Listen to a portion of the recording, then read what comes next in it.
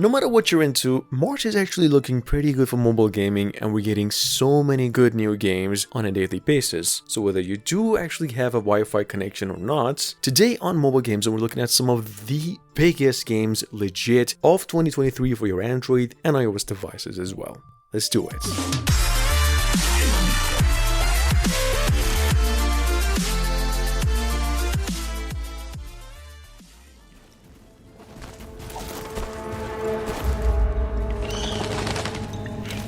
Coming from the same developers of Marvel Snap, literally plowed all mobile game awards a few months ago, we've got over here their next big title called Dragonair Silent Gods. A so described by Newverse as an online fantasy multiplayer RPG open world, just like World of Warcraft, set in a world just as big with many different classes to choose from. There is just one problem. Dragonair is not ready just yet, but it's available for pre-register for a beta taking place in about 2 days now and eventually releasing fully by June. Here's a new trailer.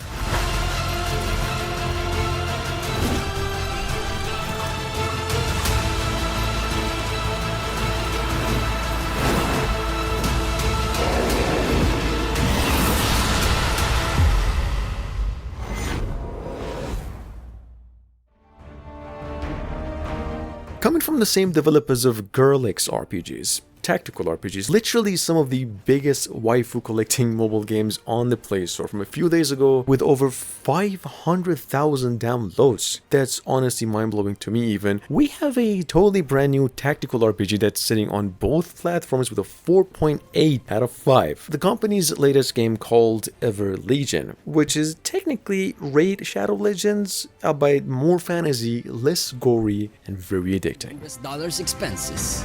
NetEase, y'all should know by now, China's biggest internet company of the past few years, about a week ago came up with their so far biggest MMORPG open world, of course, here going by Revelation Infinite Journey, which is, in case you're familiar with the name, an adapted and modified version of Revelation Online coming as a totally new IP. Guys, you want to know, Infinite Journey has been in development for over 5 years and has over $70 million invested to just make it out. Infinite Journey actually has a 5 out of 5 on the App Store. Sitting on the Google Play and the App Store with a 5 out of 5 so far. We've got a, I don't know, this is a fighting, of course, Mortal Kombat / virtual fighter inspired classic. I mean, graphically and the characters considered, it's definitely inspired by the PlayStation 1 classics, but, well, a neck and a head above at least in visuals, and, well, a mobile exclusive. Rage Knight is, well, the good thing about the game is that it's actually playable online and offline, both. It's got a multiplayer, which is really good. It takes you down about 1 GB in storage and even has crossplay support.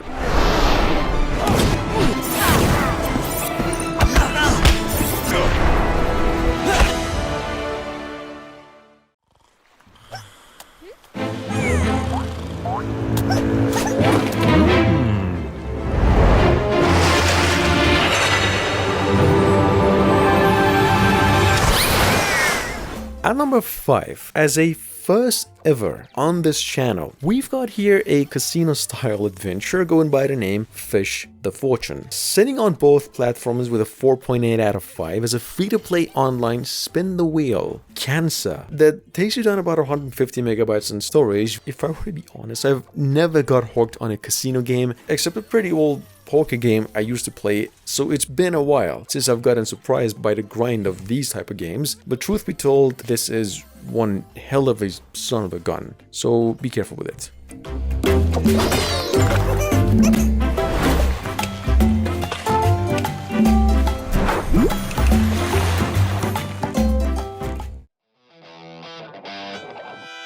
Coming up behind that at number 6, I have never seen a pixel art game spreading just so fast. Since a couple of days ago only, we have on both platforms with almost 500,000 downloads what is called Pixel Fantasy. Technically an idle RPG classic, a auto battler. You know the drill with the idle games, except this is coming as a dream come true for pixel design fanatics like me. This game is huge in content. Like hell, it's a pixel art game and it takes you down about 2 GB of storage.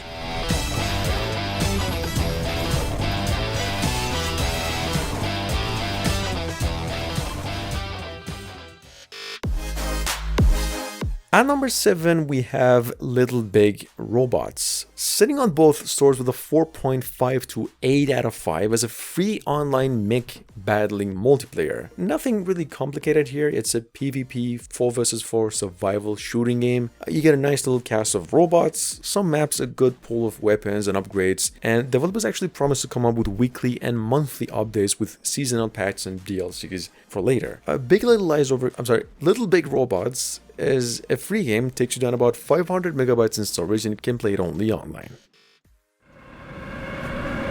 Sitting on the Play Store with almost 50,000 downloads and a 3.4, technically speaking a 5 out of 5. See, this game is either rated 5 or 1, and the people who gave it a 1 are just, I think, mad that the game doesn't really run on the devices. So you do make sure you don't want to run into the same problem and give this one a 1 in that case, because the game takes you about 1 gigabytes in storage and it's a pretty heavy game. What we've got here, Substrained Drive, is a train sim or train operating sim that is playable both online and offline and is available on both the Google Play and the App Store, and it's also free.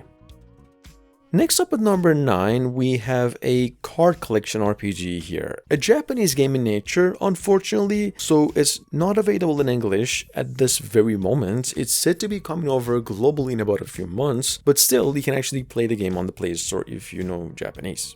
I'm not gonna lie, what we have here is perhaps the most beautiful mobile game I've seen in the casual category, with just the cutest cast of characters ever. Doomsday Agent is playable only online, and it's got a 4.7 out of 5 on the Play Store.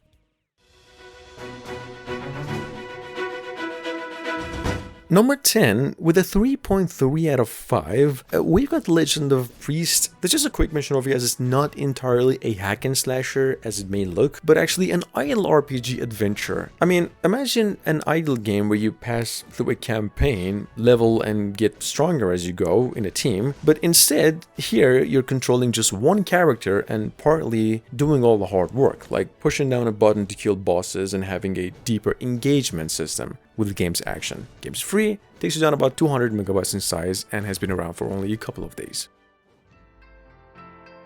Alright guys, so if you like puzzle adventures, the old point and click classics, some legit puzzles on top of a nice little story and atmosphere, I would suggest giving what we have here 100% recommended a try, a game called You Escape Onsen. Sitting on the Play Store with almost 5,000 downloads and a 5.5, I mean it's a 4.8 but almost a 5 out of 5, as an offline free-to-play game, takes you down about 100 megabytes only, and it's actually playable offline. Did I say that? Coming from the same folks who previously came up with Age of Origins back in 2018, one of the biggest strategy 4X games on the Play Store. It's got like 10 million downloads already. We've got another strategy turn-based tactics from a week ago, company's latest game, sitting on the Play Store with almost 5,000 downloads only. Not really sure why it's so underrated, but all over a free-to-play game set in a fantasy world with furries now, demons and gods, all fighting for just a better day. This game's of course playable online and takes you down about 800 megabytes in storage. Playable both online and offline. At number 13 from a couple of days back, finally, available globally, we have Dawnlight. Guys, Dawnlight's a casual pixel designed action tower defense RPG, level-based roguelike, which is, I would say, unless you absolutely hate tower defense and pixel design games, avoid this one. Otherwise, you're looking at a grand slam of a game and you'll be wasting such well-designed and well-engaging game, which is also free. Not only that, it takes you down about only 50 megabytes in storage and it's playable even offline. I mean, what the hell?